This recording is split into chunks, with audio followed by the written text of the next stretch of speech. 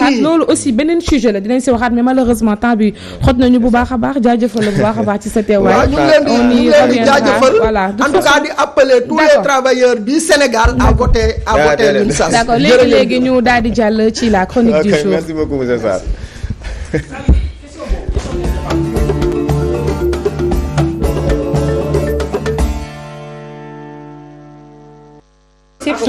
léegi kon dinañu ñëw si la chronique du jour Pa Assane Seck il est déjà là xasal ma bàyyi la ak moom. lii xew ci suuf. Pa Assane Seck kii la ñu waxtaan ci actualité Aïcha ñu nuyuwaat ko bu baax rek moom. donc Pa Assane mu mel ni nag jamono ji Sénégal nag borom bi da ko beral loxo lool sax. ñu am pétrole am gaz. ñu ne déeta waaye ndekete amoon nañ jamaa bu ñu yëgul. Une révélation qui vient de maître Moussa Diop qui a été interpellé ni ki démb placé ko en garde à vue ba nga déggee information boobu tu étais étonné ou quoi Sénégal am na diamant. non xam nga Sénégal am na diamant moom ñun bi ñuy gën a doon tout tànk sax dañ doon dégg parce que tamit tout dépend de niveau d'information wala ñun dañoo amoon ay baay yoo xam ne ay jàngalekat lañu woon. ñii jàngalekat ñii architecte ñii urbaniste ñii professeur de mathématiques et cetera sanu maam nangam donc ci cadran bi am na looy for. doo tuuti di nga for li ngay for nag peut-être da lay topp. ñun yàgg nañu dégg ni daraa ngi fi du tey. d'accord sunu fële tëng géej gële. Rio Fresco la rivière fraîche. Rufisque. nga xam ni moo la dëkk canal boobu nga xam ni canal à ciel ouvert boobu nga xam dañ naan cay Tëngéej salte na waaye seen canal bi. canal boobu fa la tubaab bi daan bànneexoo fa la tubaab bi daan toog di def pêche. parce que dafa nekkoon Rufisque moo doon l'un des premiers centres-villes d'Afrique de l'Ouest mi nga xam ne fa la tubaab bi daan dem di def noos maanaam bu ñu liggéeyee ba kii fa la ñuy dem foofu moo la dëkk touriste yi yàq nangam. mauvaise gestion dem ba def ko ni mu ko def. tey le maire Oumar Cissé. qui est aménagiste spécialiste de l'environnement mu ngi faa def un boulot immense. D'accord. mais dama wax benn affaire ñun bi ñuy doon xale sunu géej yi foofu dañ daan indi jën ci géejam ndeppe yooyu ba ko indee dañuy gis ni jën bi daan na am xeetu pétrole. xeetu pétrole ñu naan jën bi day saf pétrole. loolu bi ñuy jàgg na. li ma wax nii imaginez en ce temps là. aujourd'hui bu ñu toogee ñu ne ñu géejëb Tëngéej bi kat am na pétrole dañ naan kon kay lii la woon. c'était ça oui. te yàgg na. alors quand on nous dit ñun suñu ay njiit 60 ba tey dañ ñoo yàgg a wax bon xam ngeen dëkk bi ñun aada ak cosaan la ñu am. waa ba ji baag munaafiqun escroc dëgg. bu dee gàll ni bébé. gàll moo la ay fen yàlla bal maanaam di wax lu amut. suñu kaa def dañ kaa def ak xarañteef. waaw dañu ànd ak benn parce que de 60 à maintenant discours yi ñu dégg yëpp ci ay boroomi xam-xama moo di ne vous savez nous n'avons aucune ressource donc l'État fait le nécessaire l'État fait des efforts nous avons d'ailleurs nous sommes en train de cheminer avec l'Alliance française ou l'Agence française de développement ils ont prévu de donner au Sénégal tant de milliards vous savez ça aussi c'est une bonne nouvelle à saluer et à louer. C'est révoltant. Au même moment dans les années 50 60 tubaab yaa ngi def des recherches léegi nu nëbbu nu loolu ba tey ba sànq Gaza Gajaga ba mu doon ñu doon wax dañu ko nëbbu lu yàgg ba ñu ne gaz feeñ na la ñu commencé ñu naan waa gars yi tàmbali na nu nangam ak nangam alors que d'aucuns disent loolu mais tàmbali na bu yàgg pourtant sunu baay bi président Abdou Diouf joxe woon def ay autorisation pour des recherches président Abdoulaye Wade noonu keneen noonu président Macky Sall moo waroon nekk président bi ëpp pour man moo ëpp chance ci àdduna pour man. ba tey ba sànq sax moo ëpp chance ci àdduna. jusqu'à présent malgré tout ce qui s'est passé il a encore l'opportunité d'être le président le plus heureux au monde après son magistère. mais malheureusement ni noo demee nii dafa mel ni daal ay buntu yu ne tëj. on a fermé les portes donc léegi affaire yi mënatul nekk quoi il y a plus de chance de partir en grand apparemment. et pourtant yow Sénégal am na jama. daa jar jàppe ah sa waay nga ne lan fa mu ne ay yow lii neex na kat. kaay c'est comme ça qu'on devait être. foofu la war a nekk. mais joxewul information rek ne am na jamaa daf ci tudd ay tur am ay kilifa yoo xamante ni tey jii daf leen ci incriminé est-ce que du loolu moo waral tey jii jàpp gi. waaw non parce que ca départ ba information bay am ñoom ñëpp ñu bokk ko li waroon mooy ne Sénégal kaay leen déglu leen ca jamonoy maam dañ daan def rëg-rëg gi dëgg gi dës déglu leen xew-xew. mbaqus am na. waaw mbaqus am na yàlla dikk na. ñii ne ngappuuc ñii ne xaaloo. jàmm la xew ñu ne yàlla indi na xewal gaa ñi jóg leen toogaay amatul. mais on s'arrange toujours pour être dans l'opacité cacher les choses documents secrets. confidentiels.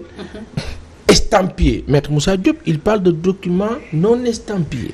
par conséquent ku si nekk mën nga see jot. te moom nee na éparpillé na ko fépp. jamaa bu am Sénégal lu ñu si nëbb kaka nëbb juboo et on a entendu hier defe naa directeur des mines bu ma jumul waa ji Cissé. ils ont sorti un communiqué. Ousmane Cissé wax ne jamaa amu fi. pourquoi weddi bon si c'est dit nous allons faire le nécessaire daañu xool si réellement c'est avéré loolu du woon tontu même sur le plan de la communication stratégique loolu gën pertinent. Directeur des mines qui sort qui dit bon de toute façon jusqu'ici nous n'avons rien de clair à ce propos. Mais nous allons voir parce que aussi le Sénégal qui aurait du diamant ce serait une belle opportunité pour les populations sénégalaises looloo doon communication bu baax bi. waaye Sénégal amul diamant. point. tëb di weddi lu ñu siy nëbb. alors que ressource naturelle la mën na génnaat. kasi am intérêt. les mines c'est quoi daa jóge fii dal fii. jóge fii dal fii. ay gas rek la Abdou Aziz Sy da baax du ñu fàtte mukk ca zawiya ba mu toog di ñaan naan yàlla na pétrole bi ball. wallaay kenn du ko fàtte. ak leneen ak leneen mu ngi ball. ak leneen ak leneen. pourquoi ñuy def comme si c'est-à-dire ci man Sénégal laa gis suñu dirigeants yi ak africains yi. ñuy teg condition wu bañ a am yaakaar. malheureusement. li anglais yi naan hope dañu war a am yaakaar maanaam yeewu rek daal ne tey de journée bi dana baax waaye Sénégal da ngay yeewu. climat bi temps bi kenn xamut climat lan la. day lëndëm triste sinistre. ngeen baal ma mel ni dëj ndax lan nit ñi da ngay xool nit ñi da ngay gis da ngay xool nit ñi dañuy dox ci diggu tali bi yor téléphone waaw lu mu la wax ci diggu tali bi. alors que ci pré-campagne lañ nekk. moment de. oui moment de yaakaar. oui de moment d'extase sax. tey jii nii yaa ngi ci pré-campagne. oui. on doit pouvoir changer de pouvoir ou confirmer l'un dans l'autre et sereinement yaa ngi kaa def ci période boo xam ni ñu ne la Sénégal yow yaa jël coupe d'Afrique des nations da nga war a dem tegaat coupe bi ñu xool ndax da ngay confirmer wala déet. condition wu effervescence positive. ce régime là n'a aucun talent pour que nit ñi dal. ñoom xam lu ñu xam jàppee.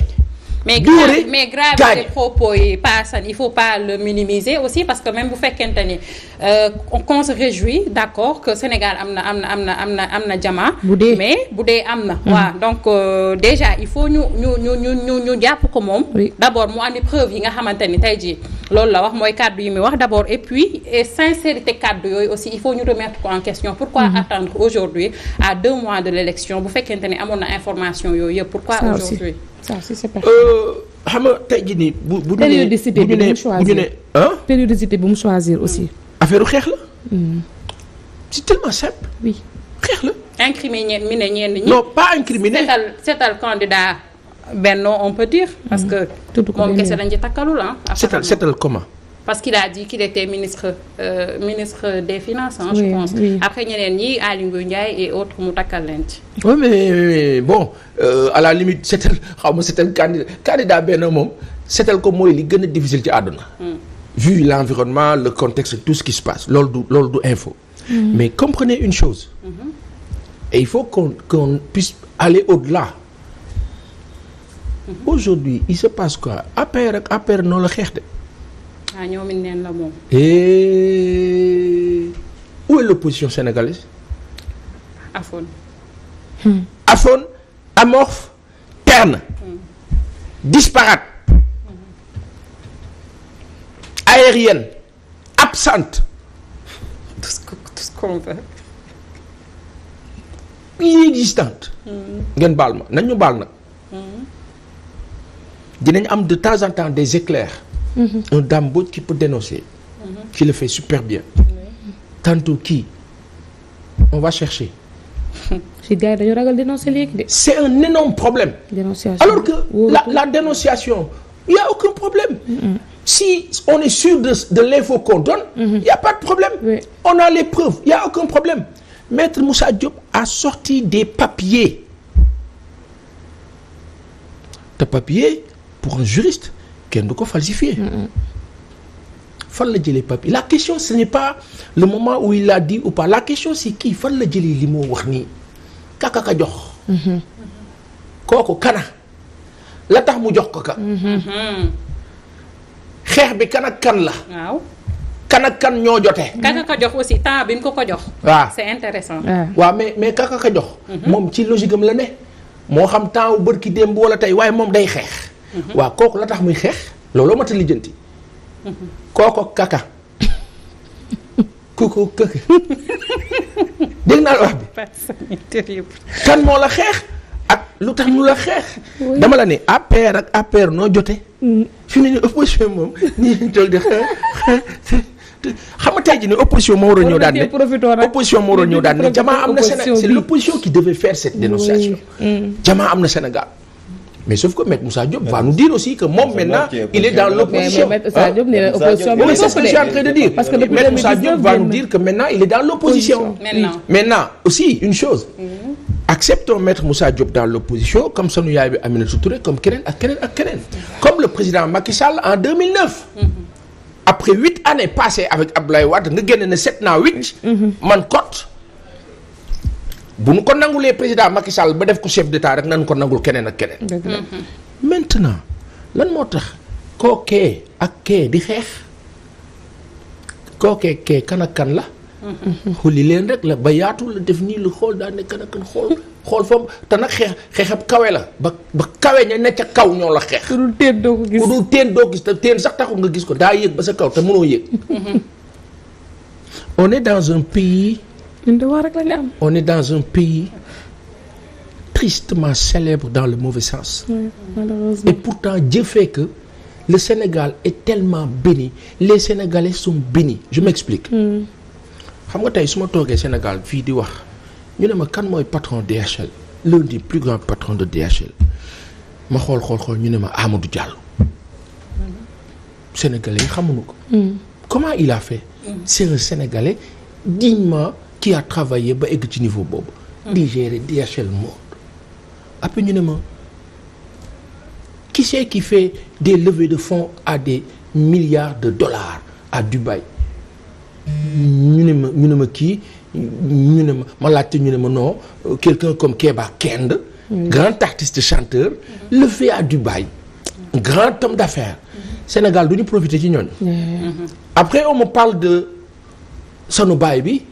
le premier Sénégalais minier qui va inaugurer sa mine d'or je dis Inch'Allah qui s'appelle Ousmane Anne qui gagne l'État du Sénégal à 116 milliards ndax dañ kaa tooñ ca Abdou Diouf ca Abdoulaye Wade ba fii Owad ak ña ca des jox ko dëgg État wu Sénégal war ko fay 116 milliards mu ne baal naa leen ko xanaa yàlla joxe teranga kon yàlla jox nañu jox sunu ay nit et incroyablement sunu nit yooyu ñu am fépp ci Sénégal ak Afrique ak àdduna bi ba ci Sénégalais ba léegi nga xam ne ma nga soqee koo Gounass